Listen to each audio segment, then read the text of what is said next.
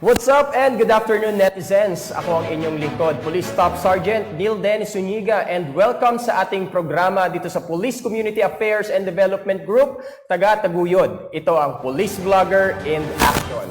Dito ay matutunghayan natin ang iba't ibang vlogs ng ating mga PNP or police vlogger patungkol sa mga aktibidad or advokasya sa buhay ng ating mga police vlogger at ng ating mga kapwa-police.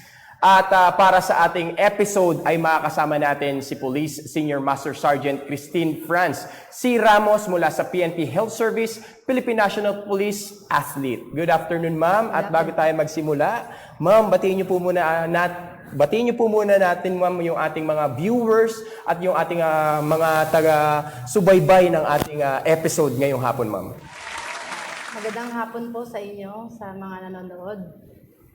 At sa mga kasama ko po dyan sa health service at sa mga ka-teammates ko sa basketball, volleyball, and taekwondo. And karate po. Uy, apat. Grabe. Kita niyo naman po, no?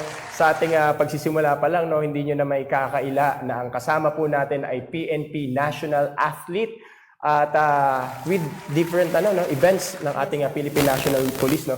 Ma'am, maaari niyo po ba kaming bigyan ng short background kung sino po ba si Police Senior Master Sergeant Ramos?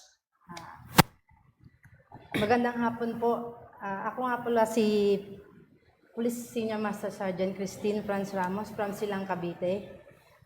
Class Sandata ng PNP Special Action Force, but presently assigned at PNP Health Service since 2017. 14 years in service, sir. 14 years in service, no, nabanggit niyo, ma'am, no? Isa po pala kayong miyembro ng taga-ligtas or SAF troopers, ma'am. Yes, sir. Ma'am, bago kayo nag-start bilang isang pulis, ano po ba kayo, si Ma'am Franz, ano po ba si Ma'am Franz bago kayo naging pulis? Dati po akong nagtatrabaho sa isang motorcycle trading bilang isang sales agent ng motorcycle and motorcycle parts. Oh, so ibig sabihin, ma'am, bago maging pulis, kumbaga isa kayong motorcycle agent. So yun, hindi ba sumagi sa isip ninyo na kumbaga parang iba kasi kadalasan, ma'am, pag babae, hindi ka agad pagpupulis ang nasa isip, ma'am eh. Kayo po ba, ma'am, bago kayo naging pulis, ito po ba talaga yung tinitibok ng inyong puso na maging miyembro ng Philippine National Police or may iba pa kayong option? Actually, bata pa lang ako, yun talaga yung pangarap ko, maging isang pulis. Maging isang police officer. Maging isang police officer. Hindi ba, ano ba, ma'am, dahil po ba may kasama kayo sa family ninyo na police din po? Well, ako lang po yung nag-iisang pulis sa pamilya namin. So parang siguro talagang nasa puso ninyo yung ganitong, hindi ba sumagi sa inyo na mag-ibang bansa na lang? Bakit pulis, ma'am? Kaya yun talaga ang gusto ko, maging pulis, para nung bata ako kasi inisip ko para may pagtanggol ko yung family ko saka yung mga naaapi. Yun naman ang pag-iisip ng pagbata ka pa, di ba? Yung maging isang pulis para maprotektahan.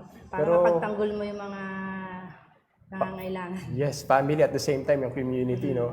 And then syempre, special shout out na rin po, ma'am, sa ating pamunuan ng ating Philippine National Police. Syempre sa pangunguna din po ng ating mahal na presidente BBM and din ang aming Chief Philippine National Police sa isang napakagandang accomplishment po ng nagawa ng ating organisasyon na isa sa pinakamalaki in the history po, pinakamalaking droga ang nasabat po ng ating pambansang pulisya ng Pilipinas, na kung saan, syempre kung hindi po siguro ito nasabat ng ating organization at ng mga nagtulong-tulong na government mga sangay, PIDEA at ng iba pa, siguro kawawang-kawawa po yung mga miyembro ng ating komunidad, no? So again, special shout out po sa ating mahal na presidente, sa aming Chief Philippine National Police, DLG Secretary Sir Benhur Abalos, at sa iba pa pong mga katulong upang masabat po itong napakalaking droga in the history, no? Congratulations po. And then, ma'am, mabalik tayo sa inyo, no, ma'am? Bukod dito, ma'am, pang-ilan ka, ma'am, sa magkakapatid? Bali, pangalawa. 3 lang kami magkakapatid. Okay, then sa 3 magkakapatid, ma'am, ikaw yung pinaka-breadwinner? Hindi naman? Hindi naman. May mga trabaho naman po yung kapatid. Okay. So, ngayon ma'am, sige, nung nagpulis po kayo ma'am, ano sa tingin niyo ma'am yung masasabi ninyong experience na talagang nahirapan kayo sa pag-apply bilang miyembro ng PNP? Nahirapan ako nung mag-apply ako nun sa NCR kasi doon lang siya merong quota. Tapos, syempre, di naman tayo pinalad agad, na-slash tayo. Nagkaroon naman ng quota ang Special Action Force at doon naman ako pinalad na makapasok. Makasingit lang no. Hindi ka ba kinabahan nung hindi nagkaroon ng quota yung NCR tapos nag-open yung Special Action Force? Medyo kinabahan pero bali 20 naman kami na-slash noon way back 2010. Kaya medyo kampante ako na makakasurvive naman. Okay po. Sa awa ng Diyos, 3 kami nakasurvive sa SAP.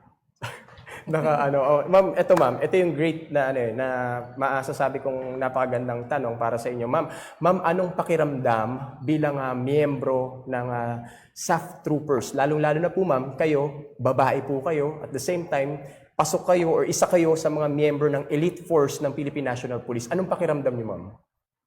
Very proud po ako at pati yung family ko nung malaman nila na sa SAP ako na natanggap.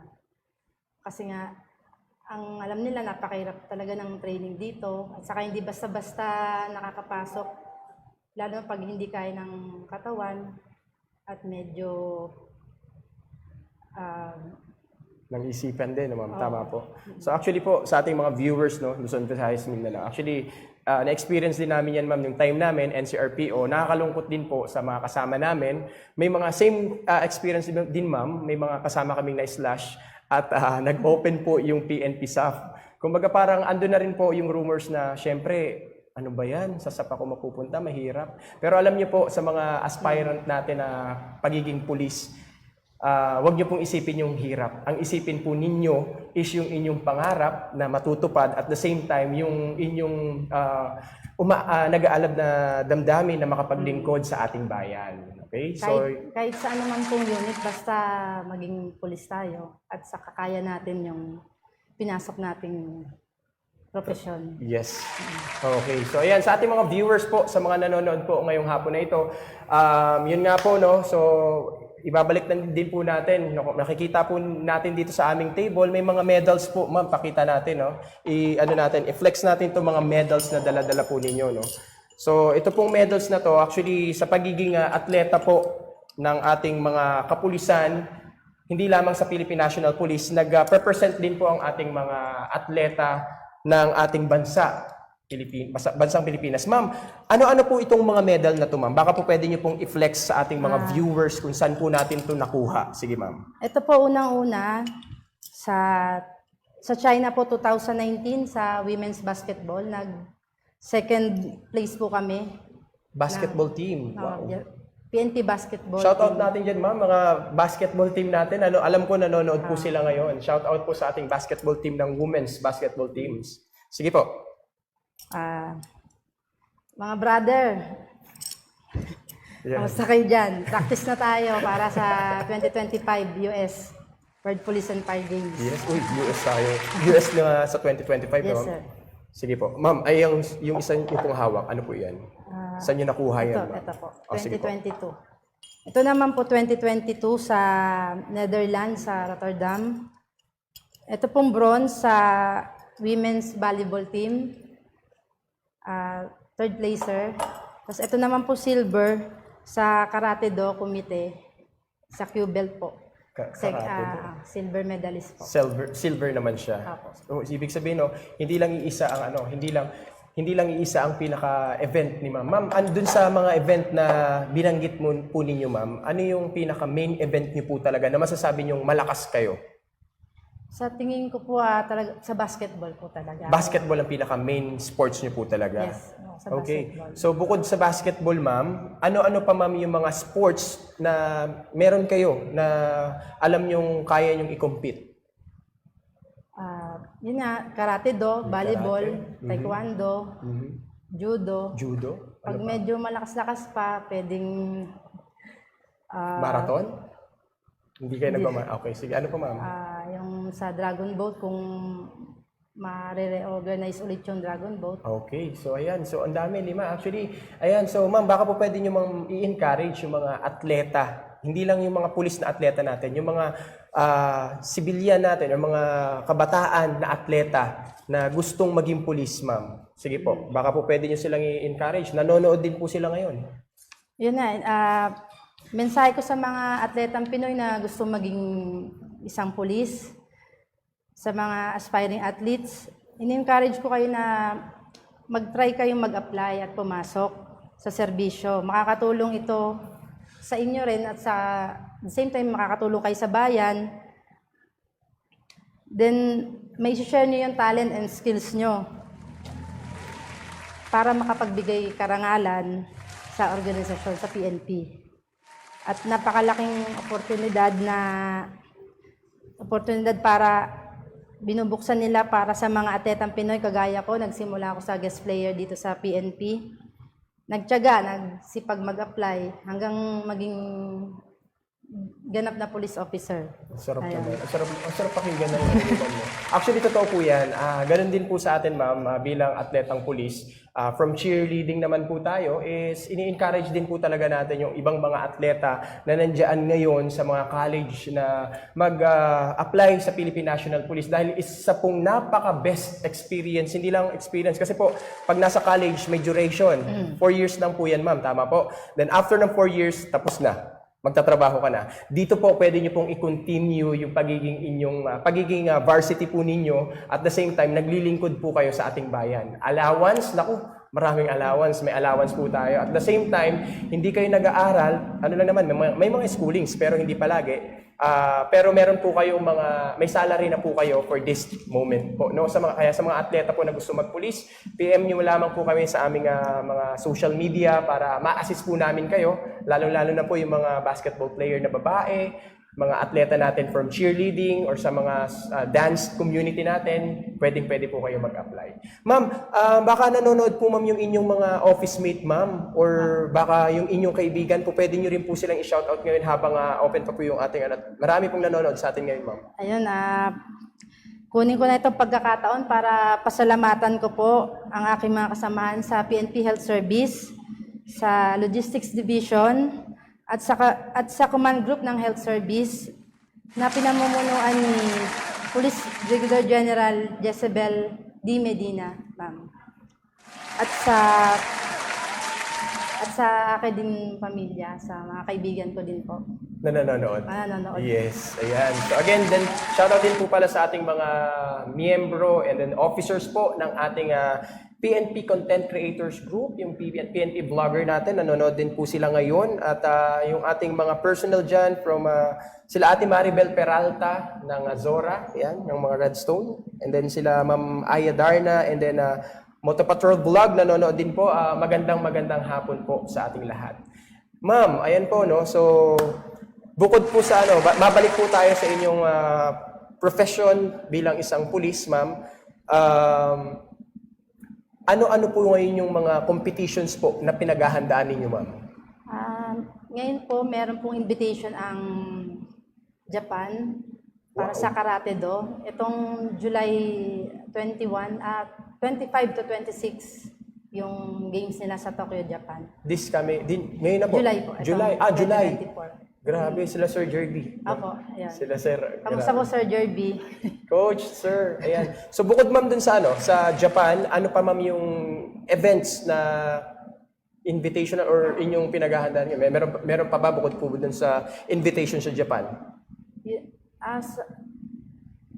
Next year po sa 2025 sa World Police Fire Games, gaganapin po ito sa Alabama, USA. Sir. USA. So ayan, baka po pwedeng hingiin niyo yung suporta ma'am ng ating mga kaibigan. Baka suportahan po kayo sa this coming 2025, July 2025 World Fire and Police Olympics. Go ahead ma'am. Sa mga viewers po, na sana suportahan niyo po ang mga atletang pulis natin sa darating na World Police and Fire Games 2025 sa Alabama, USA. At At saka po, ito pong invitational league ng Japan para sa Karate Do. Yes, supportahan din kayo, ma'am. Yes. And then bukod pa dyan, may nakalimutan si ma'am eh. Parating din po this coming October ang PNP AFP PNP PCG Olympics na ginaganap palagi October. Ma'am, ano pong mensahe naman ninyo sa mga pulis nating mga kasama? Kasi minsan, marami nagtatanong, paano po ba maging national athlete? Sige po. Dun sa mga atleta po nasa mga region, alam ko po yan, magbibigay po sila ng memo para sa kung magpapatry out po sila para sa mga teams. Yun po. Tapos, hanggang wala pa naman po yung memo na yun, pwede na po kayo magpalakas at mag-ensayo. Paghandaan niyo po yung darating na event. Yan. So sa mga aspiring national or PNP national athlete po natin, mangyari lamang po na coordinate lang po kayo sa ating national headquarters sa HSS. Tama po ba, ma'am? Kung sinong may hawak ng ating mga national athlete. At antabayanan niyo po yung mga events na maaaring pwede niyo pong salihan. Pero usually po, ma'am, nagsisimula yung mga tryouts na yan is from AFP, PNP, PCG Olympics. Pwede na tayo mag-tryout nun. Then po, pwede rin po kayong sumali. So yun lamang po, ang need lamang po natin. Requirements, kailangan po is talagang atleta kayo before ng sports na to para at least standard yung ating may bibigay na or mapuproduce na atleta. Tama po ba, ma'am? Ma'am, i-shoutout ko lang pala, ma'am, yung Fresno Style PH ng Parañaque City. Itong grupo na ito yung mga kabataan ng Parañaque City na naging kampiyon ng Hip Hop International last Sunday lamang, April 7 lang po ito, na ginanap dyan sa Metropolitan Theater sa Maynila. So ito pong mga kabataan na to, tulad din po ni Coach Dennis Zuniga, ito po yung mga street dancers na talagang nagsusumikap. Actually, they are not just dancer but they are also a dance athlete na ngayon is re-representa na rin po, ma'am, ng Pilipinas sa international or sa international hip-hop competition or world's finals naman po. So sana suportahan nyo naman sila sa Arizona. So Arizona po, World of Dance, sila rin po yung naging third place ng World of Dance. So sa ating mga kababayan, Luzon, Visayas, Mindanao, suportahan po natin yung grupong Fresno Style PH and yung ating other Philippine contingent for this competition, World of Dance and Hip Hop International. Sige, ma'am, alam ko may dadagdag ka po, ma'am, bago tayo pumasok sa ating vlog. Yun na, ito na po yung pagkakataon ko magpasalamat sa mga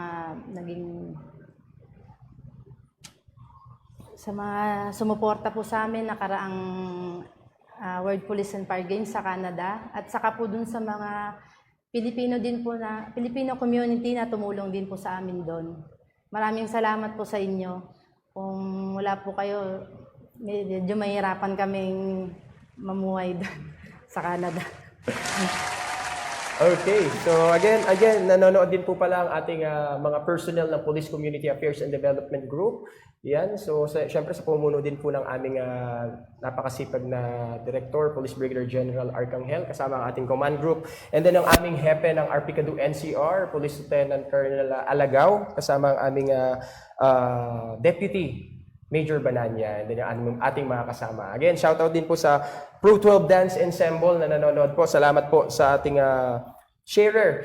Nag-share po ng ating live ngayon po. Maraming salamat po. And then, may mensahe ka pa ba, ma'am? Kasi malapit na tayo i-close na rin po natin ito. Bago ko Sige po kalimutan, nagpapasalamat din po ako sa ating Panginoon na nagbigay po sa atin ng kalakasan at ng talent natin para sa yan po. Number 1 po yun sa ating mga, masana sa mga atleta natin, mga kabataang atleta. Bukod po sa inyong puso, passion sa ginagawa po ninyo, wag po natin kakalimutan ang Panginoon na talagang nagbigay sa atin ng talento upang mas mapagtagumpayan natin yung mga sports, yung mga competition po na ating sinasalihan. Sana po maging laging number 1 sa inyong puso, sa inyong isipan is yung ating Panginoon. Dahil without God, alam niyo naman po, so malakas nga tayo pero hindi magiging kumpleto yung ating lakas at ang ating paglaban sa kompetisyon kung wala siya. No? So sana po yan po ang maging center lahat natin. Si Lord God ang ating nag-iisang Panginoon sa taas na lumikha ng ating sanlibutan, no? So yun po at maraming salamat po ma'am at sana maging inspirasyon po kayo sa ibang pa nating kasamahan sa serbisyo.